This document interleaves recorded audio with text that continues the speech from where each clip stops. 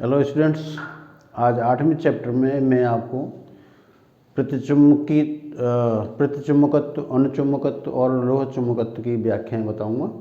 लेकिन इसमें मैं सबसे पहले प्रतिचुम्बकत्व की व्याख्या बताना चाह रहा हूं कि प्रतिचुम्बकत्व कैसे होता है, जो क्या इसका कारण है। इसका जो है मैंने आपको पहले ही बताया था कि मैं बहुत जल्द वीडियो क्लासेस आरंभ करने जा रहा हूं। तो ऑनलाइन वीडियो क्लासेस के लिए आप में से जो भी संपर्क ज्वाइन करना चाहे वो मुझसे संपर्क करें। Thank you. तो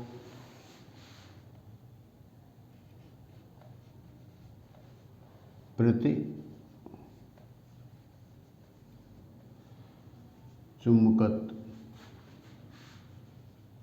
की व्याख्या।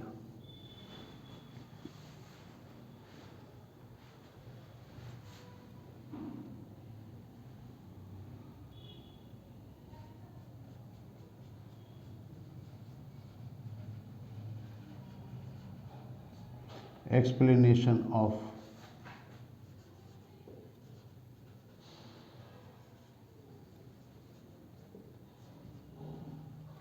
डाईमैग्नेटिज्म।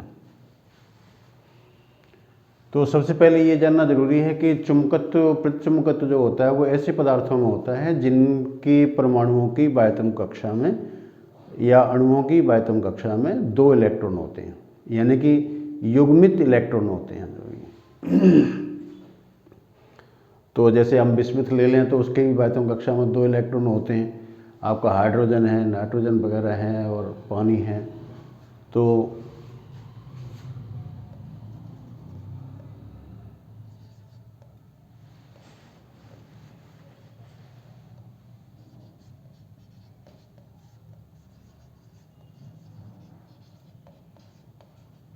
प्रतिचुम्बकीय पदार्थों के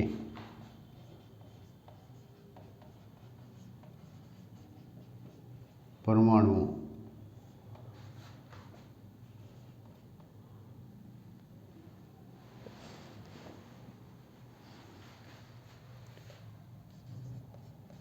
की बाह्यतम कक्षा में युग्मित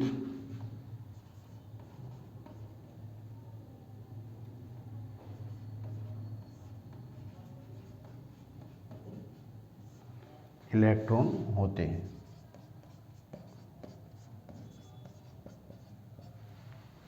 और जैसा मैंने आपको बताया था कि परमाणु में जो इलेक्ट्रॉन होता है उसके कारण चुंबकीय आघूर्ण होता है, क्योंकि घूमता हुआ इलेक्ट्रॉन एक धारावाही लूप की तरह होता है। तो इसके कारण उसमें चुंबकत्व होता है। जो ये तो इलेक्ट्रॉन क्लॉकवाइज घूमता है अथवा एंटी क्लॉकवाइज घूमता है, दोनों ही प्रकार से उसमें चुंबकत्व होता है। मैंने आपको कक्षीगत के कारण इसका चुंबकत्व का चुंबकीय आघूर्ण का फॉर्मूला बताया था, EV/2। लेकिन कक्षीय गति के साथ साथ इलेक्ट्रॉन की चक्रण गति भी होती है, इसको हम स्पिन मोशन कहते हैं।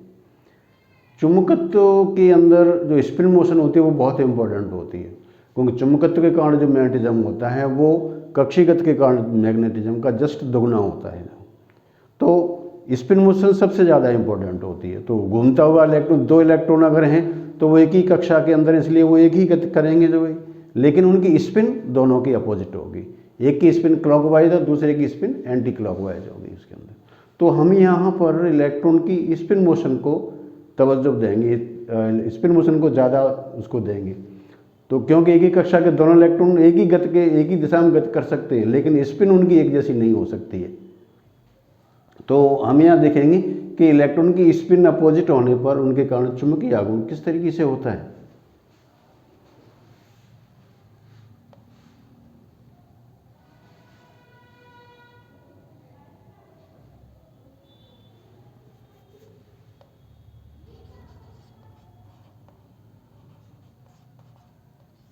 युग्मित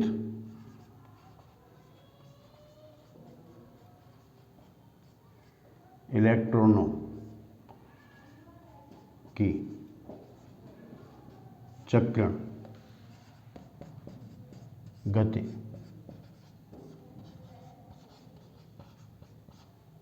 एक दूसरे के विपरीत होती है।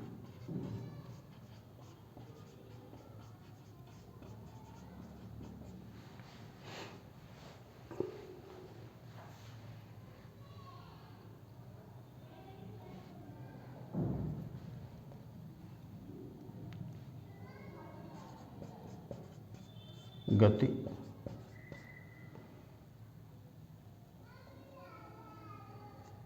करता इलेक्ट्रॉन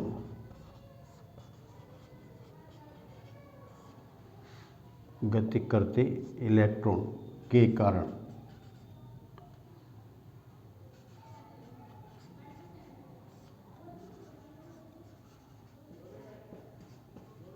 चुंबकीय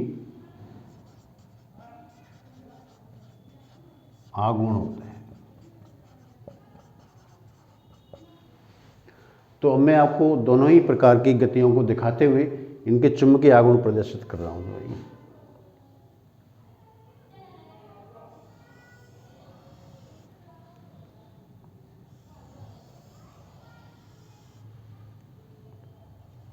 मान लीजिए ये नाभिक है, इसका पॉजिटिव चार्ज है, एक इलेक्ट्रॉन यहाँ पर है सपोज करो, और ये इलेक्ट्रॉन ऐसे मूव कर रहा है, ये इसका वेग है इस तरीके से, यानी कि ये क्लॉकवाइज मूव कर रहा है। तो जब ये क्लॉकवाइज मूव कर रहा है, ये इलेक्ट्रॉन है यहाँ पर क्लॉकवाइज मूव कर रहा है, तो इस इलेक्ट्रॉन पर इस नाभिक के कारण अभिकेंद्रीय बल भी, कूलम्ब बल भी कार्य करता है इस तरीके से। तो ये इस पर काम कर रहा है कूलम्ब बल।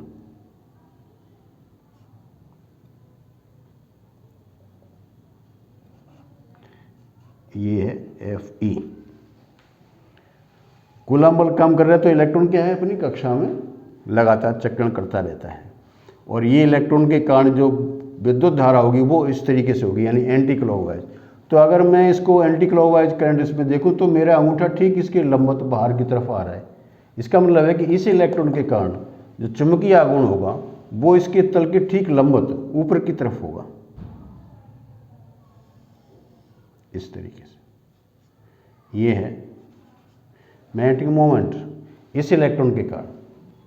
अब मान लिया कि यहाँ पर आपके पास दूसरा इलेक्ट्रॉन है ये, और ये एंटी क्लॉकवाइज मूव कर रहा है, यानी कि इस तरीके से।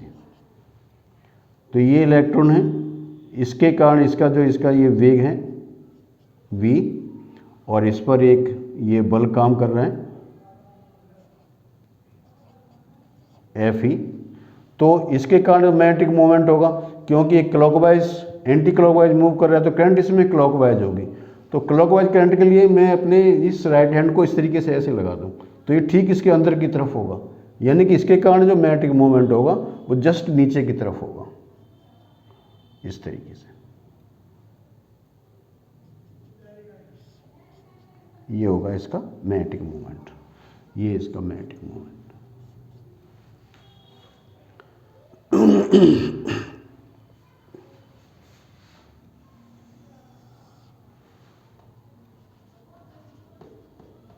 कक्षा में गति करते इलेक्ट्रॉन पर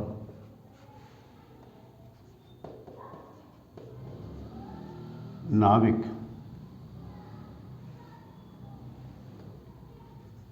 का आकर्षण बल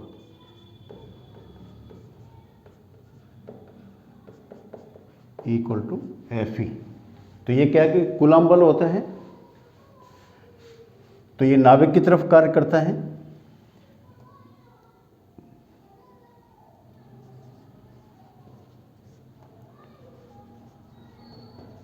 इलेक्ट्रॉन की गति के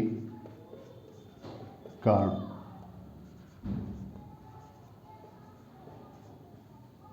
चुंबकीय आघूर्ण इक्वल टू m। तो एक के कारण चुंबकीय आघूर्ण ठीक इसका विपरीत, दोनों के कारण इलेक्ट्रॉन, तो एक इलेक्ट्रॉन जो पहले वाला जो इलेक्ट्रॉन है उसके कारण चुंबकीय आघूर्ण इसका जो ठीक ऊपर की तरफ है और इसके कारण चुंबकीय आघूर्ण ठीक नीचे की तरफ है। अब इन दोनों के कारण दोनों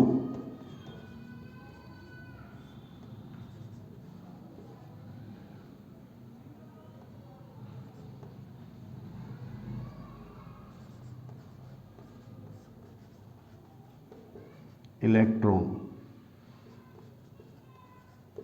के कारण चुंबकीय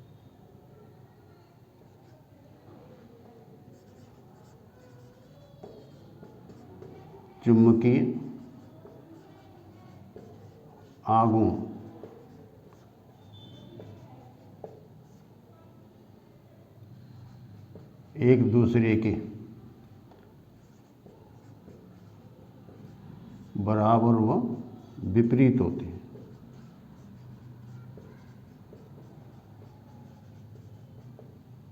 जिससे परिणामी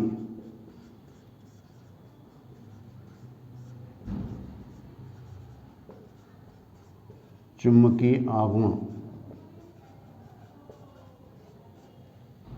शून्य होता है।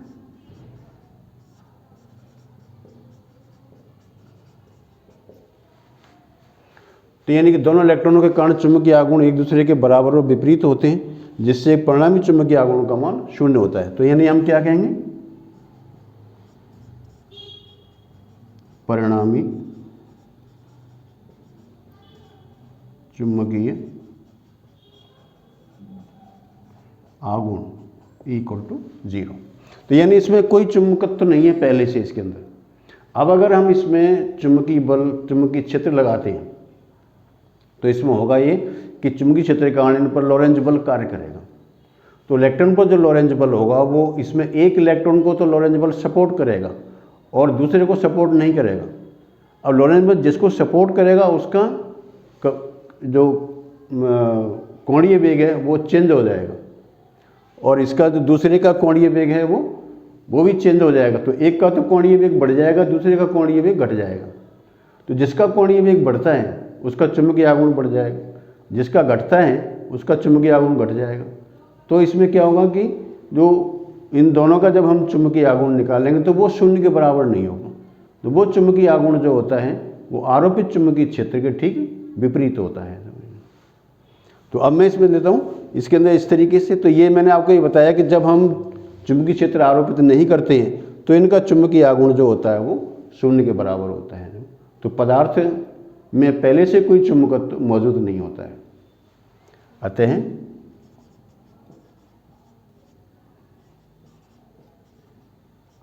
पदार्थ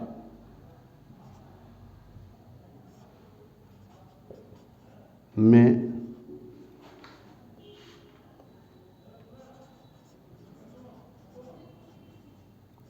चुंबकत्व नहीं होता है।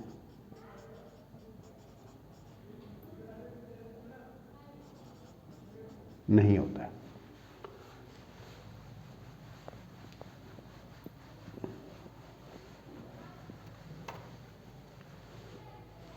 चुंबकीय क्षेत्र आरोपित करने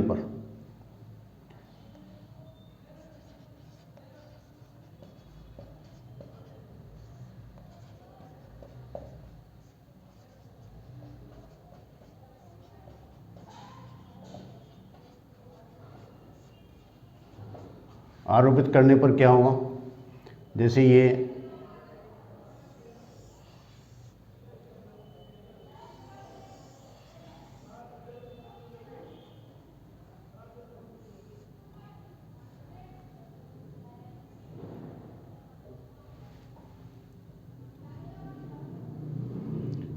यहाँ पर नाविक है पॉजिटिव, ये इलेक्ट्रॉन था जो ऐसे मूव कर रहा था, इस पर बल काम कर रहा था जैसा मैंने आपको दिखाया था Fe। दूसरा इलेक्ट्रॉन ये था जो इस तरीके से मूव कर रहा था,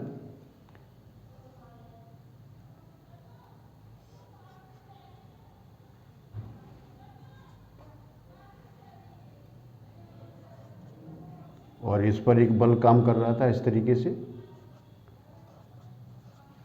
अब मैं यहाँ पर चुंबकीय क्षेत्र आरोपित कर देते हैं।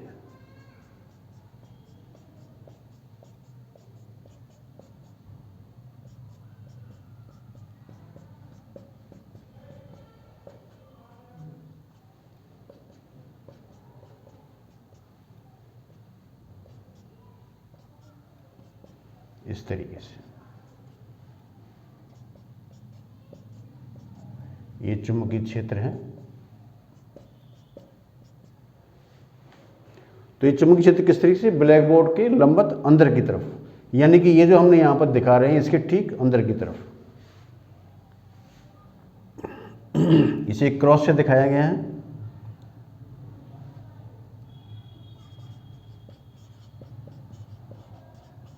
आरोपित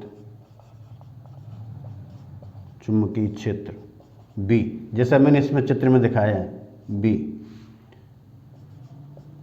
के कारण प्रत्येक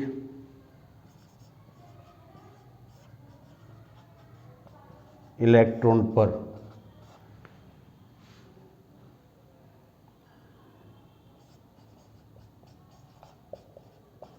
लॉरेंज बल कार्य करेगा।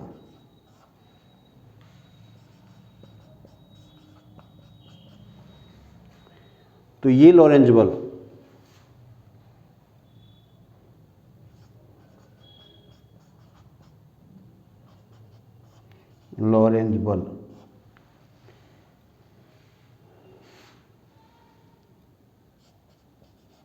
एक इलेक्ट्रॉन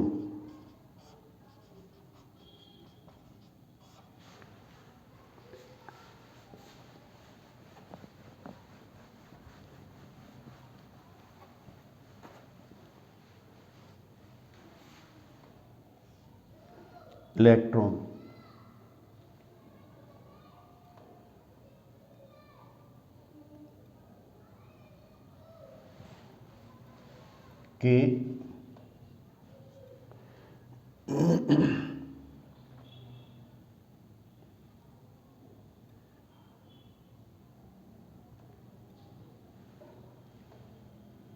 एक इलेक्ट्रॉन के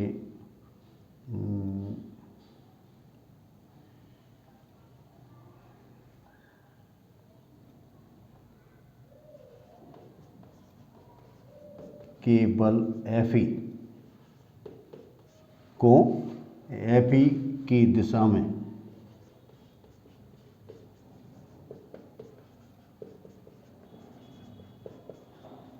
होगा तथा दूसरे इलेक्ट्रॉन के Fe बल की विपरीत दिशा में होगा।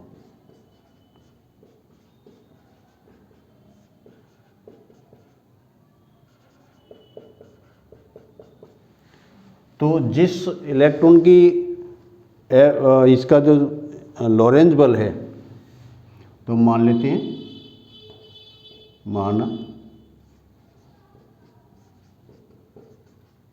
लॉरेंज बल इक्वल टू Fm। तो जब Fe तथा Fm एक ही दिशा में होते हैं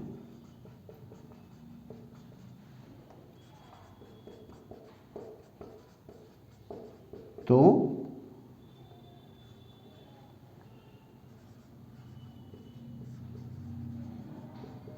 इलेक्ट्रॉन का कक्षीय वेग, इलेक्ट्रॉन का वेग बढ़ जाता है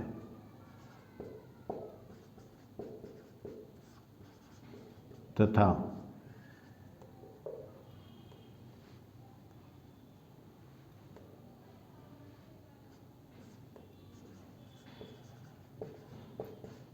चुंबकीय आघूर्ण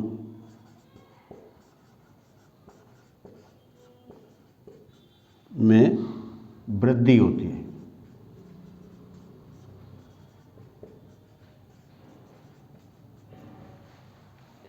तो अब जैसे हमें इस पर इस तरीके से इसमें लगाया हुआ है, ये इसमें बल काम कर रहा है, तो इसके कारण तो बल ये है। अब इसमें अगर हम ये बल अप्लाई करते हैं तो हम इस नियम को अप्लाई करते हैं, राइट हैंड रूल। तो मैग्नेटिक फील्ड इस तरीके से, इसका वेग यूँ, तो इस समय मेरा अंगूठा जो है वो ठीक इसके परपेंडिकुलर यानी कि बाहर की तरफ आ रहा है। यानी मैं इसको इस तरीके से ऐसे यूँ अप्लाई करूँ इसके अंदर, तो इसमें क्या है कि ये जो इसका चुंबकीय आघूर्ण होगा, इसके कारण जो चुंबकीय आघूर्ण था वो इस तरीके से था, ये चुंबकीय आघूर्ण M।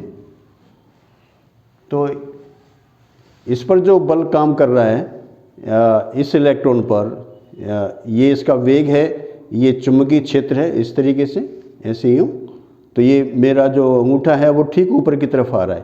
तो यानी कि ये इसको सपोर्ट कर रहा है, इसको जो है ये इसको सपोर्ट कर रहा है। तो बल Fe को, क्योंकि इलेक्ट्रॉन पर नेगेटिव चार्ज होता है, इसलिए जो Fm होगा वो ठीक इसकी विपरीत दिशा में ही होगा। तो यानी कि ये इसको सपोर्ट न करने के कारण इसका चुंबकीय आघूर्ण कम हो जाएगा इसका। तो इस पर जो बल काम करेगा वो इस तरीके से होगा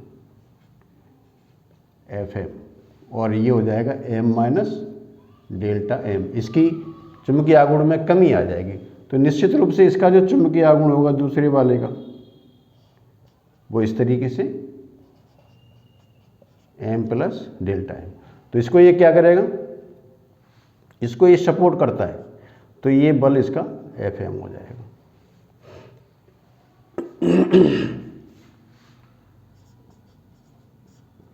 जब Fe तथा Fm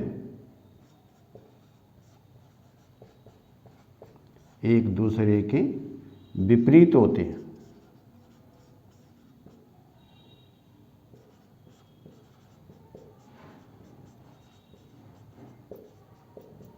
तो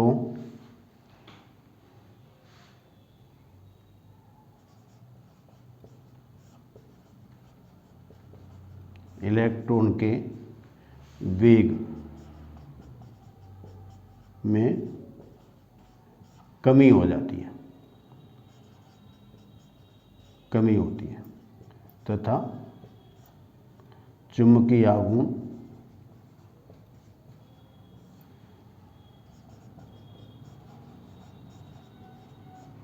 घट जाता है।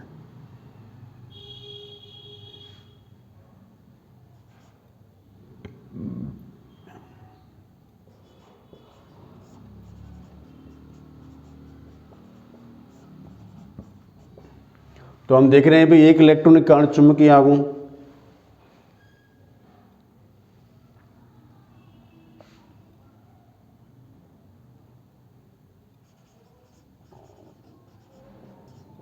चुंबकीय क्षेत्र आरोपित करने के कारण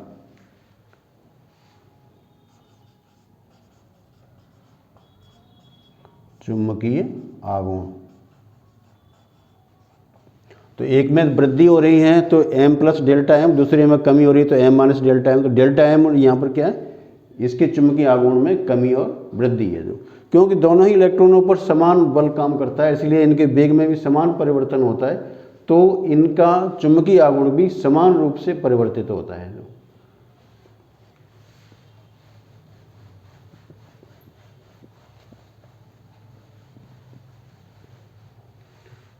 परिणामी चुंबकीय आघूर्ण equal to M plus delta M minus M minus delta M।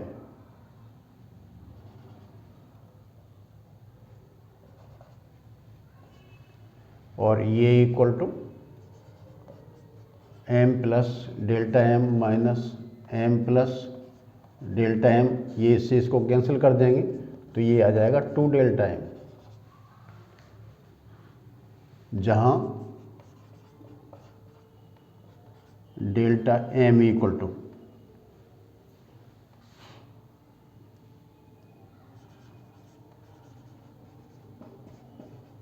चुंबकीय आघूर्ण में परिवर्तन। अब ये चुंबकीय आघूर्ण, अब ये इसका विपरीत, अभी शून्य के बराबर नहीं है।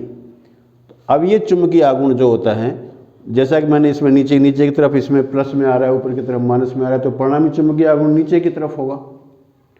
तो इसका मतलब ये है कि जो आरोपित चुंबकीय क्षेत्र है इसके ठीक ये विपरीत, क्योंकि चुंबकीय क्षेत्र इस तरीके से लग रहा है ब्लैकबोर्ड के लंबवत, और इसमें जो परिवर्तन आ रहा है वो ब्लैकबोर्ड के ठीक परपेंडिकुलर आ रहा है। तो आरोपित चुंबकीय क्षेत्र के विपरीत है जो ये।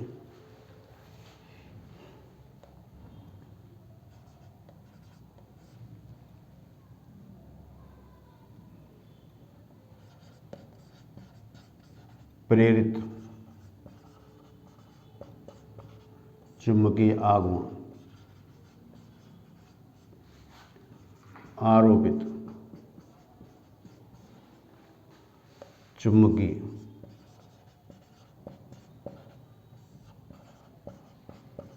क्षेत्र के विपरीत दिशा में है।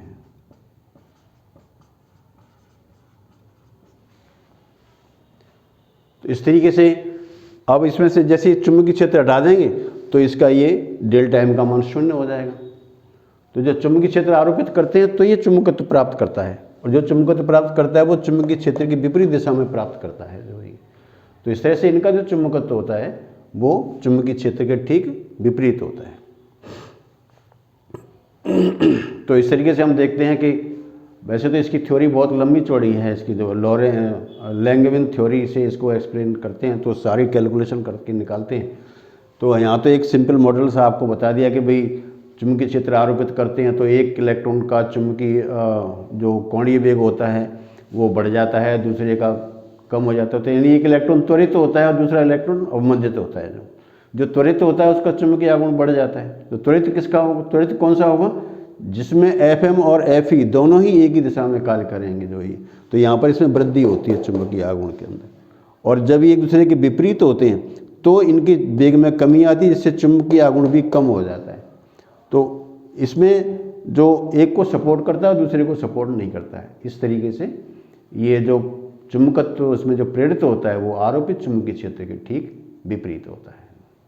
तो ये है प्रतिचुंबकत्व। अब प्रतिचुंबकत्व बहुत कम होता है, इतना फीबल होता है कि इसको डिटेक्ट करना बहुत मुश्किल हो जाता है। आपने सामान्य देखा होगा जैसे वायु प्रतिचुंबकीय होती है तो अब कहाँ हमको महसूस होता है कि ये प्रतिचुंबकीय है जो ये। तो यानी कहने का अर्थ ये है कि जो प्रतिचुंबकत्व होता है वो पदार्थों के अंदर इसका एक सभी पदार्थ जो होते हैं मूल रूप से प्रतिचुंबकीय होते हैं, लेकिन बाद में परिस्थितियों के अनुसार ये अनुचुंबकीय और लोह चुंबकीय बन जाते हैं। Thank you.